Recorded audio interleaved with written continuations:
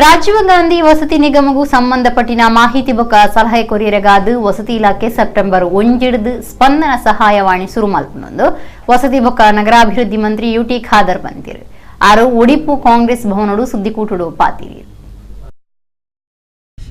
ರಾಜೀವ್ ಗಾಂಧಿ ವಸತಿ ನಿಗಮಡು ಬೇತೆ ಬೇತೆ ಕಾರ್ಯಕ್ರಮಲುಂಡು ಜನಕ್ಲೆಗ್ ಐತ ಮಾಹಿತಿ ಸರಿಯಾದ ತಿಕ್ಕೊಂದಿಜ್ಜಿ ಎಲ್ಲಿ ಕೆಪ್ಪುಗುಪ್ಪುಂಡು ಅಂಚಾದು ಅವಿನ ಪರಿಹಾರ ಮಲ್ಪೆರೆ ಬೊಕ ಜನಕ್ಲೆಗ್ ಆಕ್ಲು ಪಾಡ್ದನ ಅರ್ಜಿವ ಹಂತೊಡು ಉಂಡು ಅನುದಾನ ಬಿಡುಗಡೆ ಆತಂಡ ಇಂಚಿತ್ತಿ ಮಾಹಿತಿನ ತಿರಿಪಾಯರೆ ವಸತಿ ಇಲಾಖೆ ಸೆಪ್ಟೆಂಬರ್ 1 ಸ್ಪಂದನ ಸಹಾಯವಾಣಿ ಶುರು ಮಲ್ಪನೊಂದು ವಸತಿ ಬೊಕ್ಕ ನಗರಾಭಿವೃದ್ಧಿ ಮಂತ್ರಿ ಯುಟಿ ಖಾದರ್ ಪಂಡಿರು ಸ್ಥಳೀಯಾಡಳಿತ ಸಂಸ್ಥೆಗಳ ಓಟುಡು ಕಾಂಗ್ರೆಸ್ ರಾಜ್ಯಡು ಹೆಚ್ಚು ತಾಣ ಗೆಂದುಂಡು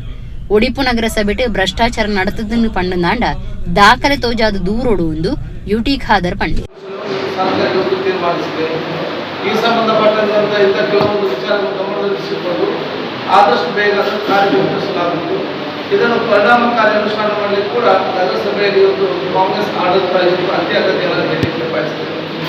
ಬಹುಶಃ ಇವತ್ತು ನಮ್ಮ ರಾಜೀವ್ ಗಾಂಧಿ ಹೌಸಿಂಗ್ ಕಾರ್ಪೊರೇಷನ್ಗೆ ಈಗಾಗಲೇ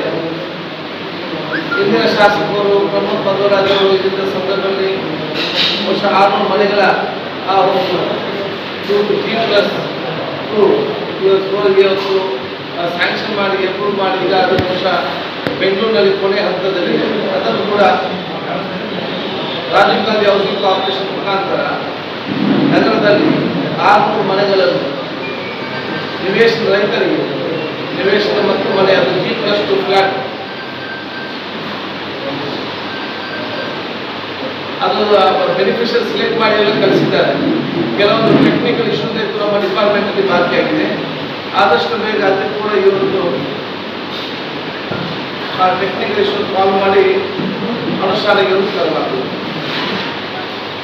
ಸರ್ಕಾರದ ವಿವಿಧವಾದ ಯೋಜನೆ ಬಹುಶಃ ಇವತ್ತು ಉಡುಪಿ ಜಿಲ್ಲೆ ಅತ್ಯಂತ ಪಾವಿತ್ರ್ಯತೆಯ ಅತ್ಯಂತ ಶ್ರದ್ಧಾಪೂರ್ವಕವಾಗಿ